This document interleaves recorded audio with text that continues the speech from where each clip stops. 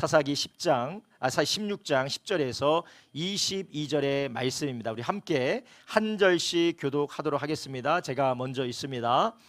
들릴라가 삼손에게 이르되 보라, 당신이 나를 희롱하여 내게 거짓말을 하였도다. 청컨대 무엇으로 하면 당신을 결박할 수 있을는지 이제는 내게 말하라.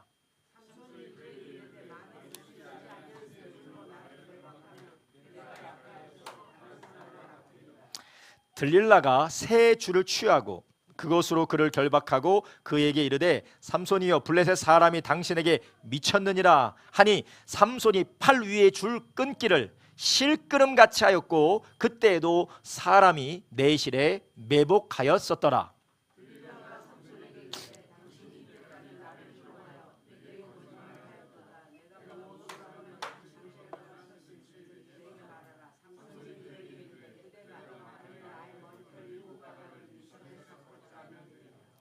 들릴라가 바디로 그 머리털을 단단히 짜고 그에게 이르되 삼손이여, 블레셋 사람이 당신에게 미쳤느니라 하니 삼손이 잠을 깨어 직조 틀의 바디와 위선을 다 빼어 내니라.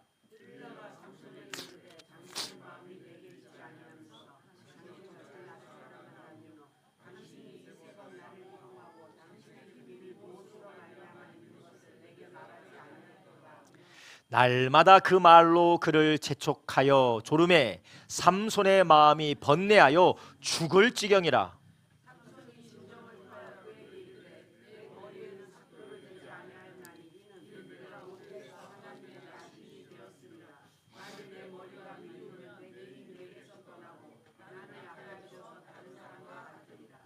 들릴라가 삼손의 진정을 다 토함을 보고 보내어 블레셋 사람의 방백들을 불러 가로되 삼손이 내게 진정을 토하였으니 이제 한 번만 올라오라.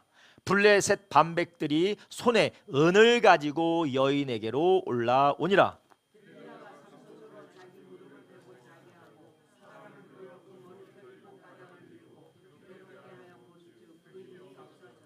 들릴라가 가로되 삼손이여, 블레셋 사람이 당신에게 미쳤느니라 하니 삼손이 잠을 깨며 이르기를 내가 전과 같이 나가서 몸을 떨치리라 하여도 여호와께서 이미 자기를 떠나신 줄을 깨닫지 못하였더라.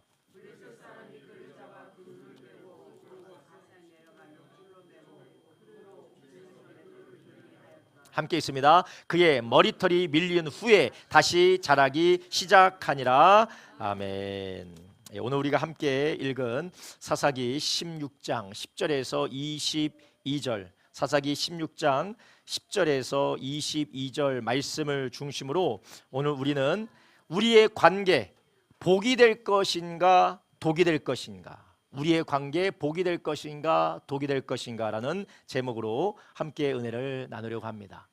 여러분, 오늘은 우리가 부부주일로 하나님 앞에 예배를 드립니다. 5월달이 가정의 달인데 첫 번째는 우리가 가정에 대해서 그리고 부모님에 대해서 함께 나눴고요.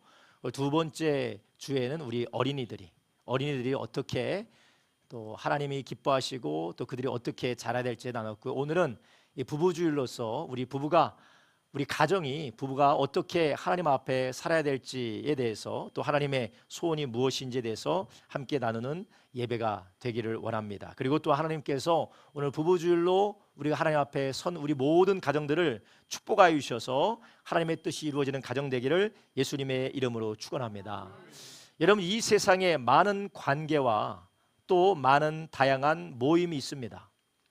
그렇지만 하나님께서 말씀으로 하나님의 뜻과 하나님의 계획과 하나님의 축복의 역사를 이루기 위하여서 하나님께서 직접 말씀으로 창조하신 관계와 모임은 딱 두 가지밖에 없습니다.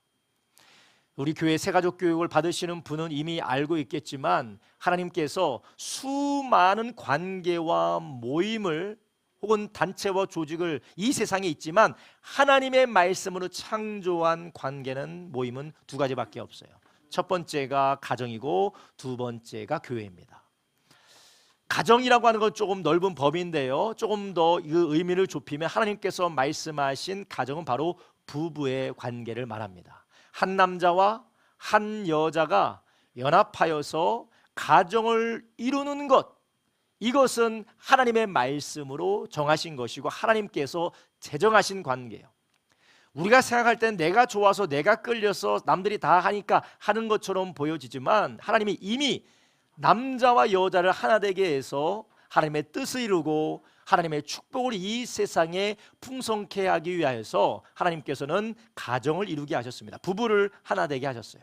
두 번째로는 우리 하나님께서 말씀을 통하여서, 특별히 말씀이신 하나님 예수 그리스도를 통하여 내가 이 반석 위에 교회를 세우리니 음부의 권세가 이기지 못하리라. 교회를 주님께서 세우심으로 하나님의 구원의 역사, 하나님 나라의 역사가 이 땅 가운데 충만하여서 하나님의 뜻이 이루어지도록 하나님께서는 교회를 세우셨어요. 하나님께서는 이 두 가지 관계와 모임, 가정, 부부와 교회를 통하여서 하나님은 하나님의 계획하신 뜻과 하나님의 영광을 드러내기를 원하셨습니다. 여러분, 우리가 지금 부부의 관계를 맺고 가정의 생활을 하고 있다면 여러분은 예외 없이 하나님의 계획과 하나님의 축복이 흘러갈 통로로 하나님이 부르신 줄 믿으시기를 바랍니다. 그런데 이 가정이 하나님의 손에 붙들리느냐 아니면 하나님의 손을 떠나느냐에 따라서 그 결과는 천지차이입니다. 교회가 하나님의 성령의 손에 붙들리느냐, 하나님의 말씀에 붙들려서 통치당하느냐에 따라, 아느냐에 따라 교회가 하나님의 일을 하느냐 아니면 마귀의 소굴이 되느냐의 차이처럼 가정이 하나님의 말씀과 하나님 안에서 인도받고 보호받는 가정이냐 아니면 하나님의 말씀, 하나님의 뜻을 떠나서 인간의 죄성을 따라 이끌어져가는 가정이냐에 따라서 하나님의 복이 임하느냐 아니면 사탄의 저주가 임하느냐의 차이가 나게 된 것입니다. 창세기 1장 27절에 보면 하나님이 먼저 가정을 통해서 이런 일을 하게 하셨습니다. 읽겠습니다. 하나님이 자기 형상 곧 하나님의 형상대로 사람을 창조하시되 뭐로 창조하셨다고요? 남자와 여자. 성경에는 남자와 여자밖에 없습니다. 남자 같은 여자, 여자 같은 남자 없습니다. 남자와 여자밖에 없습니다. 남자도 아니고 여자도 아니고 다른 성 없습니다. 하나님은 남자와 여자만 창조하셨어요. 다음 읽겠습니다. 이러므로 남자가 부모를 떠나 그 아내와 연합하여 둘이 한 몸을 이룰지니라. 이렇게 하나님께서는 우리에게 남자와 여자를 창조하시고 한 몸을 이루게 하셨어요. 그래서 하나님께서는 우리 한 몸을 이루게 하신 이 가정을 통하여 또 하나님이 무엇을 하고자 하시냐면요, 창세기 1장 28절에 보면 28절 이렇게 말합니다. 하나님이 그들에게 복을 주시며 그들에게 이르시되 생육하고 번성하며 땅에 충만하라, 땅을 정복하라, 바다의 고기와 공중의 새와 땅에 움직이는 모든 생물을 다스리라 하시니라. 이 가정으로 하나 되게 하시고 그 가정에게 무엇을 주셨습니까? 복을 주셨어요. 생육하고 번성하고 땅에 충만하고 땅을 정복하고 다스리는 모든 것을 하나님의 뜻을 위하여서 사용할 뿐만 아니라 하나님의 영광을 드러내는 관계가 되도록 이 가정을 하나님께서 만드셨다라는 것입니다.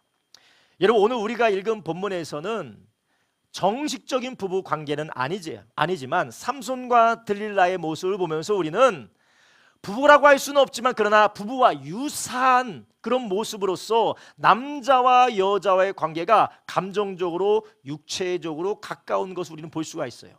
그런데 한 남자와 한 여자가 감정적으로 육체적으로 관계적으로 이렇게 가까운 데에, 마치 부부처럼 이렇게 가까운 데에 하나님의 손에 붙들리지 않고 하나님의 뜻을 따르지 않는 그런 가정이 얼마나 파괴적인 결과로 이어지는지를 우리는 볼 수가 있었습니다.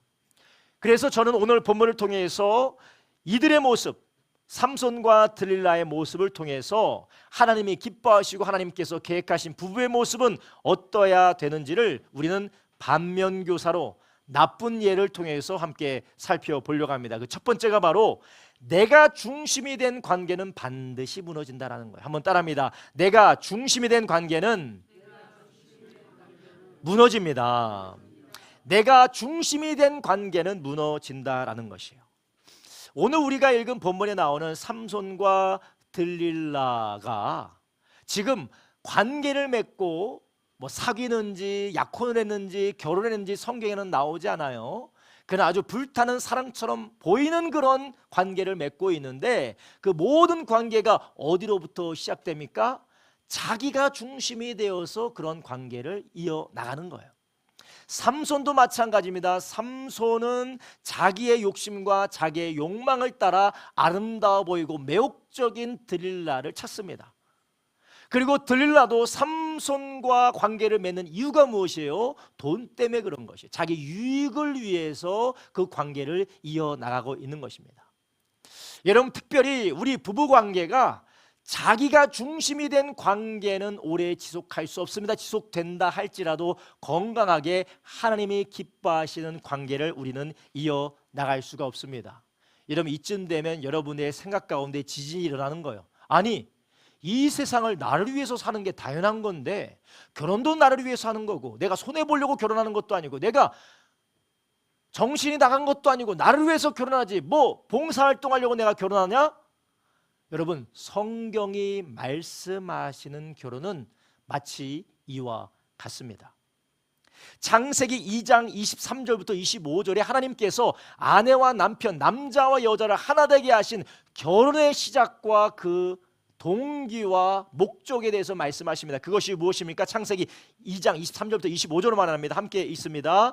시작. 아담이 가로되 이는 내 뼈 중에 뼈요 살 중에 살이라. 이것을 남자에게서 취하여 있은즉 여자라 칭하니라. 자, 하나님께서 아담으로부터 여자를, 갈빗대를 취해서 여자를 만드셨어요. 그래서 이것을 여자라 칭하였고, 하나님께서는 둘이 연합하라 라고 하셨습니다. 근데 연합한 이유가 있습니다. 연합한 이유가 무엇입니까? 바로 하나님께서 서로 돕는 자가 되라고 하는, 돕는 자. 그래서 아내는 돕는 배필이 되고, 남편은 아내와 하나 되어서 서로를 돌보며 사랑하도록 하나님께서 남편은 아내를 위하여, 아내는 남편을 위하여서 지으셨다라는 것이에요. 자, 보세요. 아담이 혼자 있는 것이 하나님께서는 뭐라고 하셨냐면요, 좋지 않다라고 하셨어요. 좋지 않다. 혼자 있는 것이 좋지 않기 때문에 하나님께서 여자를 만드셨어요.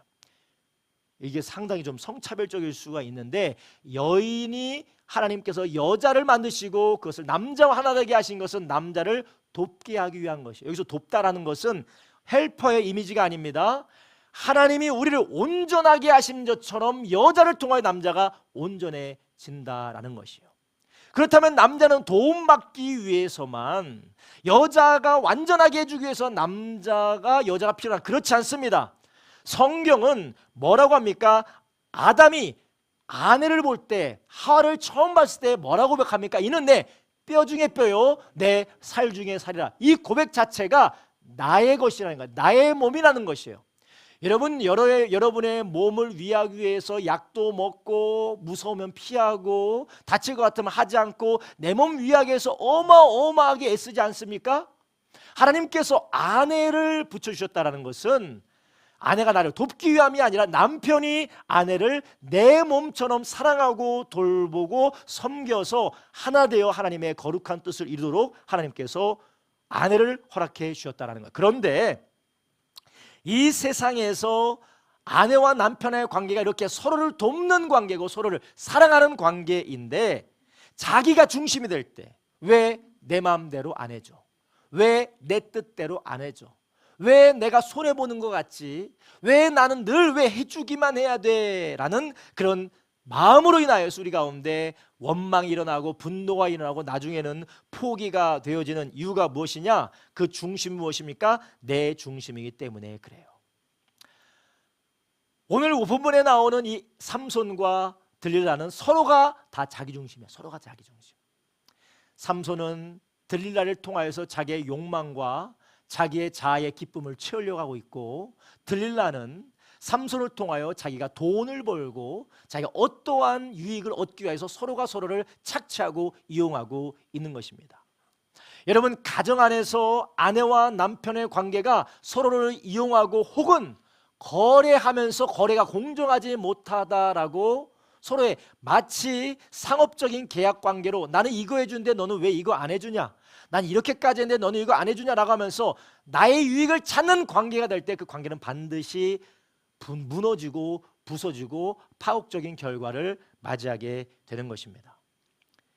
여러분, 그렇다면 하나님께서 이렇게 우리의 남자와 여자의 관계, 부부의 관계를 디자인하셨는데 왜 우리는 그렇게 살지 못하는 것일까요?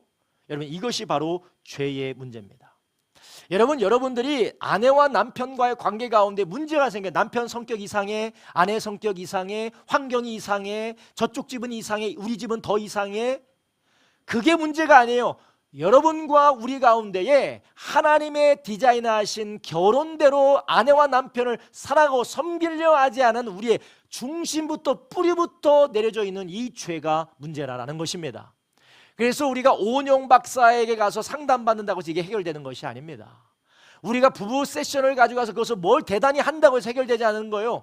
이 죄에 대한 문제를 우리가 해결하고 나가지 않으면 우리는 계속해서 무너지고 부딪히고 파괴적인 결과로 이어질 수밖에 없습니다.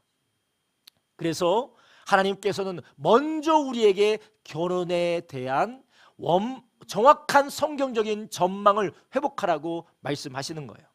여러분, 우리는 어떻습니까? 나조차고 결혼한 거 아닙니까?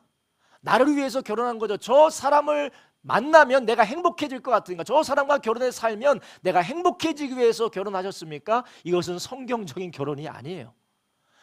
성경적인 결혼은 하나님께서 주신 뜻을 따라서 서로를 섬기고 서로가 도와서 하나님의 영광을 이루기 위하여서 돕는 배필로 섬기고 사랑하고 보호하여서 주님의 뜻을 이루기 위하여서 결혼이 시작된 줄 아시기 바랍니다. 여러분, 그렇다면 우리 안에 무엇이 회복되어야 될까요? 하나님의 마음이 회복되어야 돼요. 하나님께서 아내를 나에게 보내줬을 때, 하나님께서 남편을 나에게 보내줬을 때에 그 하나님의 마음을 회복해야 됩니다. 그 하나님의 마음은 도대체 무엇일까요? 빌립보서 2장 5절부터 8절에 이 하나님의 마음에 대해서 말씀합니다. 함께 있습니다. 너희 안에 이 마음을 품으라. 곧 그리스도 예수의 마음이니 그는 근본 하나님의 본체시나 하나님과 동등됨을 취할 것으로 여기지 아니하시고 오히려 자기를 비워 종의 형체를 가져 사람들과 같이 되었고 사람의 모양으로 나타나셨음에 자기를 낮추시고 죽기까지 복종하였으니 곧 십자가에 죽으심이라. 아멘. 예수님의 마음을 가져야 된다는 거예요. 여러분, 저도 여기서 설교를 하고 있지만 저도 어렵습니다. 여러분, 부부의 날이라고 이거 코디하다가 부부가 큰일 날 뻔했어요. 여러분, 이렇게 저도 힘들어요. 저도 어렵습니다. 그런데 하나님의 말씀을 증거하라고 하기 때문에 저도 회개하면서 정말 자기 모순에 빠지는 이런 자기감을 가지고 있으면서도 진리기 때문에 전파하는 겁니다. 여러분, 우리 마음에 무엇을 가져야 될까요? 내 마음이 아니라 내 감정, 내 기분이 아니라 예수님의 마음을 가질 때 거기에 진정한 가정의 회복이 일어난 줄 아시기 바랍니다. 남편이 성격이 좀 바뀌면 회복이 일어나는 거 아닙니다. 아내가 좀 도와주고 아내가 좀 인정해주면 회복이 일어나는 것이 아닙니다. 아내가 좀 상냥하고 나에 대해서 따뜻하게 해주면, 나를 좀 인정해주면 회복이 되는 게 아닙니다. 우리 안에 무엇을 가져야 된다고요? 예수님의 마음을 가져야 회복이 되어지는 것입니다. 죄악된 마음을 가지고 아무리 애쓴다고 해서 회복이 절대 일어나지 않아요. 그럼 예수님의 마음이 무엇입니까? 자기를 뭐 하는 것이요? 비우는 것이에요. 우리는 자기를 강요해서 이 사람을 나의 아바타로 만들려고요. 나의 존재로 그 사람을 채우려고 합니다. 나는 이게 좋아, 그러니까 너 이거 해. 나는 저게 좋아, 넌 저거 해. 나를 복제해서 그 사람으로 만들려고 해요. 여러분, 저 영화를 되게 좋아하는데 여러분 매트릭스 봤어요? 매트릭스 보면 이 스미스 요원이 막 사람 빡 찌르니까 누구로 변해요? 자기로 변하잖아요. 다 자기로 변하잖아요. 세상은, 죄로 인하여서 오염된 세상은 다 내 아바타로 만들려고 해요. 나와 비슷한 사람으로 만들려고 해요. 그러나 예수님의 마음은, 하나님께서 남자와 여자를 만들어서 서로가 하나 되게 하신 그 하나님의 마음은 무엇이냐? 너를 비우라라는 것이에요. 너를 비우라. 어떤 사람은 계획적인 남편이 있고 어떤 여인은 즉흥적인 아내가 있어요. 어떤 아내는 조금도 더러운 곳을 못 보고 막 이 돌아다니면서 막 저기 먼지 막 찍찍찍찍으로 이렇게 돌리고, 어떤 사람은 가면서 막 여기 헤어려 치고 사람이 있어요. 여자는 너무 남편이 싫어요. 남편은 너무 이해가 안 가. 이거 나중에 한 번에 하면 되는데, 내가 하려고 내가 다 계획까지 세워놨는데 왜 지금 이거 하려고 하는지 마음에 들지 않아요. 그러면 어떻게 됩니까? 왜 너 내 마음대로 안 하고 다 갖다 붙여요.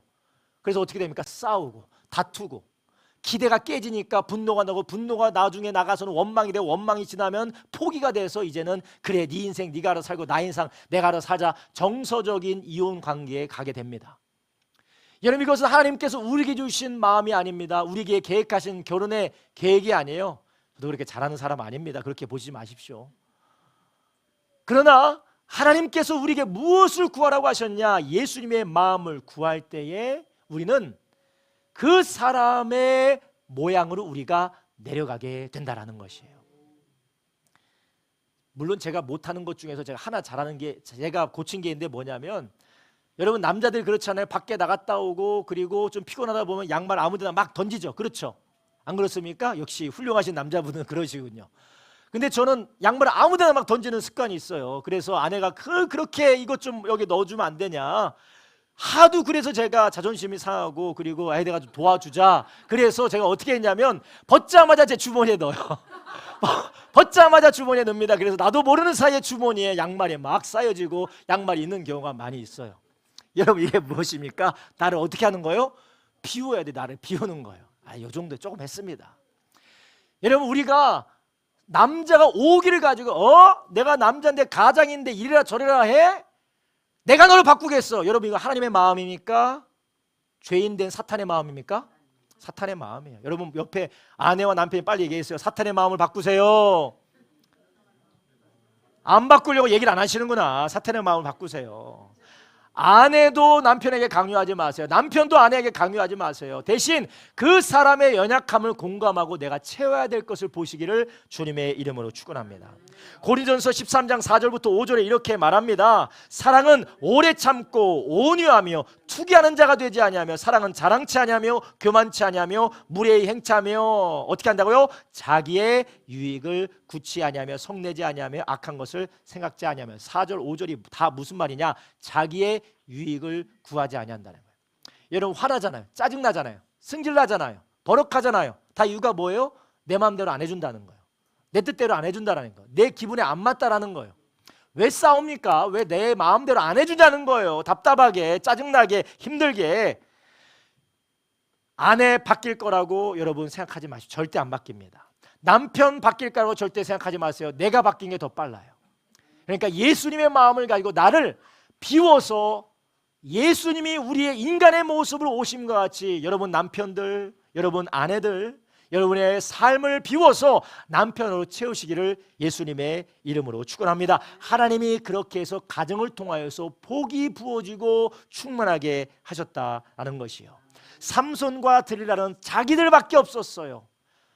이쁜 여자, 매력적인 여자를 통하여서 자기의 욕구와 자기의 자존감을, 외로움을 채우려고 했던 삼손의 맹목적인 자기의 욕망, 남자를 통하여서 권력과 부를 쥐고 성공하고자 했던 여인의 욕망, 자기의 욕망밖에 없고 그 욕망은 결국 결혼의 뜻을 이루지, 하나님의 뜻을 이루지 못했습니다. 두 번째로, 오늘은 본문을 통해서 또한 잘못된 부부의 모습을 무엇을 통해서 우리가 알 수 있느냐? 하나님의 떠난 관계는 길을 잃어버린다라는 거예요. 한번 따라합니다. 하나님을 떠난 관계는 길을 잃습니다.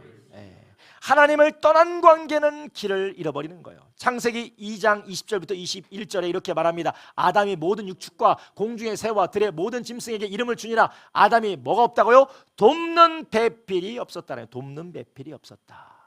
그래서 하나님께서, 여호와 하나님이 아담을 깊게 잠들게 하시니 잠들매 그가 갈빗대 하나를 취하고 살로 대신 채우시고, 하나님께서 아담과 하와를 하나 되게 하신 이유는 무엇이냐? 아담을 돕기 위하여서. 여러분 보세요. 하와가 아담을 돕는다라는 것은 헬퍼 정도로 도와주는 게 아니에요. 시편 54편 4절에 뭐라고 합니까? 시편 54편 4절 읽습니다. 시작. 하나님은 나를 돕는 자시라. 주께서 내 생명을 붙드는 자와 함께 하시나이다. 여기서 말하는 에제르 같은 말이에요. 히브리 말로 같은 에제르, 돕는다라는 거예요. 하나님이 나를 완전하게 한다. 여인이 나를 완전하게 한다. 아내가 나를 완전하게 하는데, 아내가 남편을 완전하게 하는데 어떻게 완전하게 하느냐? 하나님이 아담을 통하여서 에덴 동산을 관리하고 만물로 충만케 하기 원하는 하나님의 뜻을 이루어갈 수 있도록 아내를 붙여주셨고, 하나님은 남편에게 아내를 주신 이유는 그 아내를 자기가 함께 아내의 돌봄과 아내의 섬김과 아내의 사랑과 함께 돌봄으로 하나님의 영광을 일어나도록 하나님께서 아담에게 아내를 주셨다라는 거예요. 그런데 이 관계를, 하나님과의 관계를 떠나게 되면 어떻게 됩니까? 길을 잃어버리게 되는 것이요. 삼손도 그러한 여자를 만났어야 됐고, 들릴라도 하나님의 뜻을 분별했어야 됐습니다. 그러나 그들에게는 자기들밖에 없었어요. 그래서 길을 잃어버리게 된 것이었습니다.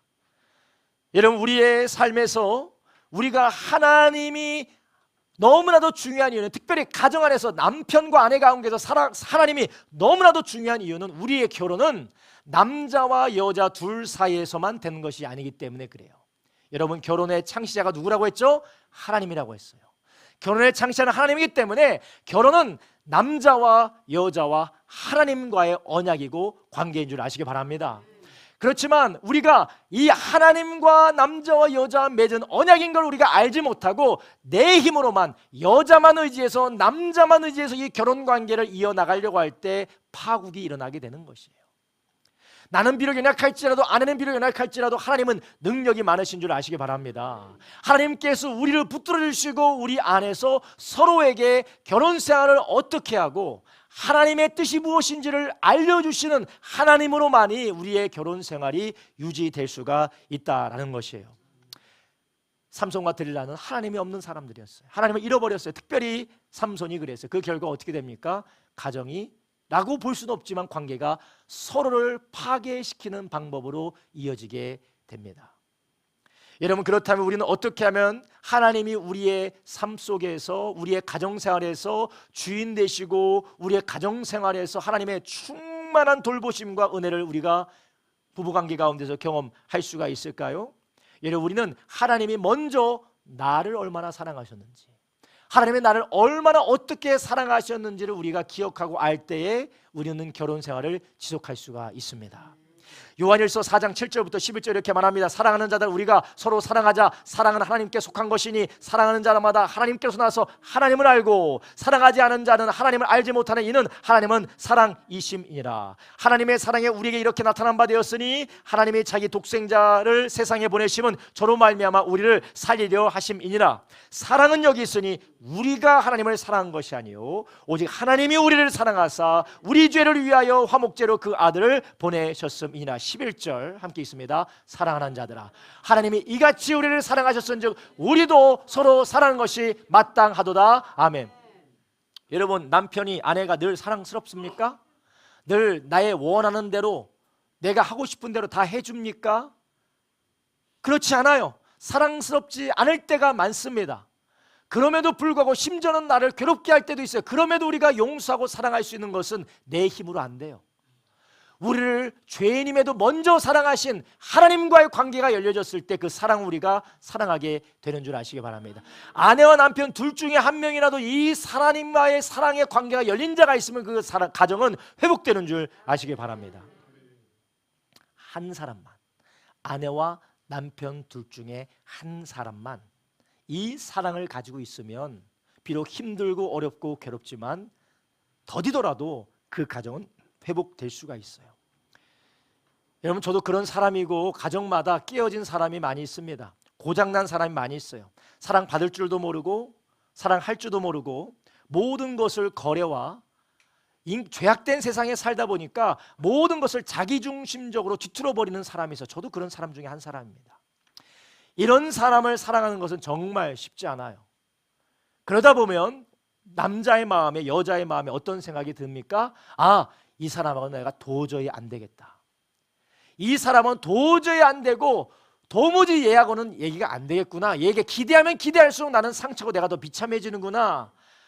그런 순간이 반드시 올 때가 있습니다. 아니, 그런 순간이 대부분 와요.